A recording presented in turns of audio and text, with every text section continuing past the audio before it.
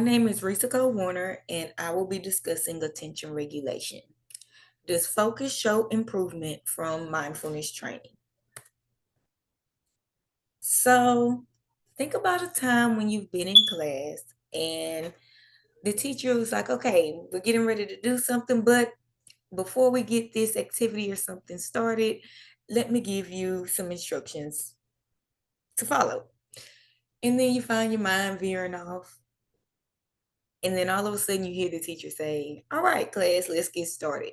But you don't know what you should be doing. This is like what we'll be kind of looking into our focus. Where did our focus go? How did we lose focus? Things like that. So, why is this important to know? Because your attention regulation is what you need to pay attention in everything. So it has the ability to improve attention, academic success, and personal growth. Mindfulness training is a type of training that focuses on the here and the now, more of the present moment, and it's the ability to basically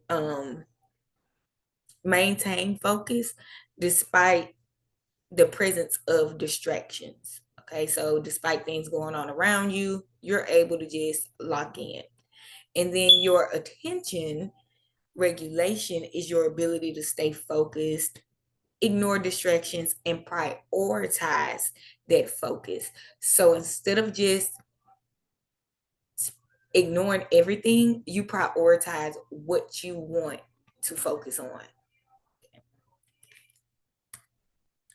Now, previous research has been done, and it did show that mindfulness had positive effects on attention regulation. However, there were many challenges. For instance, it lacked other mindfulness techniques to compare to. It lacked the measurements of attention. And when I say measurements of attention, I mean it didn't include a way to test or track how well someone was paying attention. It talked about it, but it didn't test attention. And then it lacked the parts of attention that were being tested. So with this, I'm meaning different types of attention. Attention is not just one specific thing. You have the ability to focus, and that's normally known as selective attention. And then you have a multitask mode that's known as divided attention. And then it also just lacked the other possibilities of control groups based on the kind of experiment that can be done. Now, women at all are researchers that wanted to, or they did, um, use those challenges to further research on this topic. They researched the effects of mindfulness training on attention regulation and comparing if yoga and mindfulness homework made a difference. So this study included college students. All these college students went to the University of Duisburg, Essen in Essex, Germany. I'm sorry. And there were 180 participants. Now, all these participants did receive academic credit for participating. Groups that were included in this experiment. And it was a mindfulness group, and the mindfulness group learned techniques such as deep breathing. The yoga group learned techniques such as stretching like this behind, like an arm behind your head, and holding it for maybe 5 seconds. Releasing these yoga techniques can be done at a desk very easily. And then there was an active control group where they weren't really focused on mindfulness training. They were more so focused on awareness. They were basically like the photo shows. Am I aware that I am aware? I'm thinking about thinking. And then for the passive control group, that group, there was nothing special. They had no homework, no special assignment. They were just used as a comparison tool to see if there were any changes. Now, homework was assigned to each group, and the type of homework was assigned was based on which group they were in. So if you look below, you will see that okay, mindfulness group had the mindfulness homework, so they had to do like deep breathing techniques at home for about 20-30 minutes. um Yoga, same thing, had to do those little stretches at home for about 20-30 minutes. And then the awareness group, they just had to ask themselves these same questions for their assignment. Hey, am I aware? What am I thinking about? Do I know that I'm thinking things like that? And then the control group, because they were going on about regular life, they didn't have any type of homework. Okay.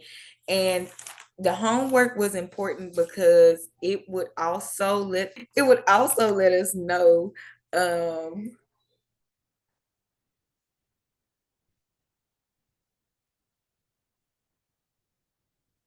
if it strengthens, if the attention is strengthened, if there were any effects on attention regulation. Now, outside of the passive group of doing their norm, the other groups all attended 7 sessions every 2 weeks, and these sessions lasted no more than an hour and a half. 45 minutes teaching and roughly 45 minutes practicing. The experiment that was done was a realistic experiment, or if you want to know the fancier name, quasi experimental. And basically, the participants were not randomly selected, so it wasn't like a coin toss. Or if you get heads, you go to this class or this group, and tails this group. No, participants could choose what they wanted to participate in. And also, this experiment, with this type of experiment, aims to maintain balance. Um, that's why it's realistic, more of a realistic experiment, because it's trying to maintain that balance to compare um, to the real world, basically. About the types of attention that was being measured. So the first type of attention was sustained attention, and this was just the ability to stay focused. And the type of test that was done was a D2 attention test, if you look right here. And basically, it was a paper pencil test. The students were given this test, and they had to identify the D with 2 dashes. Okay, so if you look at the letter D and P, there's dashes above or below some of these or each of these, and some they're identified as having either 2, 4, or no dashes. With cognitive flexibility, this was basically multitasking. This focused on your ability to multitask. So this was a computerized letter number pairing test. So again, if you look down here at the arrows and look to the right of them, you'll see, okay, so at the top of the screen, if A3 appear, you would have to identify if the number was odd or even. So with A3 showing and 3 being the number, that's odd. And then for the bottom, we wouldn't focus on the number, we would have to focus on the letter. And we would have to decide whether that letter was a vowel or a consonant. And we know D is a consonant. Cognitive inhibition was also measured, and that was the ability to basically block distractions, ignore. And a flanker test was done. This is also a computerized test, and I made this little image up where it's a bunch of arrows, and this is basically the same thing the students seen on the screen. And they had to basically identify the middle one, if it was going in the right direction or the wrong direction. Okay, they had to circle the one that was going the middle arrow that was going the incorrect way. And then we focused on data driven info processing. And this is a type of attention where we focused on the ability to notice detail. So this was a visual object test. And again, basically, it's a computerized test. And this little mock-up image I tried to make a screen here, a square, pink little rectangle square showing, and then a screen pops up. This square is going to show for about 5 seconds, then it's going to disappear, leave. And then next thing you know, on the screen, on the white screen, a bunch of different pink objects will probably pop up, similar or not. And I have to decide, hey, is this same image available on this screen? So what were the outcomes? So mindfulness does have a positive effect on attention.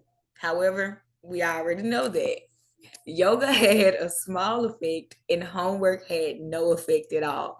So overall, there were no new findings. Okay. The small effect that yoga had, it wasn't notable to make a difference. And the challenges that this research faced. So the challenges were the groups equal? Because it wasn't a randomized test or experiment. Um, the control as far as groups, who went into what groups, just didn't balance out. Well, we can't be sure that it balanced out. And then the experiment was too short for us to know the long-term effects of this kind of training. And then, was it really realistic? So remember, let's go back to their realistic experiment, quasi experimental experiment. Um, when you start adding in computerized tests, it takes away the realism from the study. And so all these challenges are ways that others can help with further research.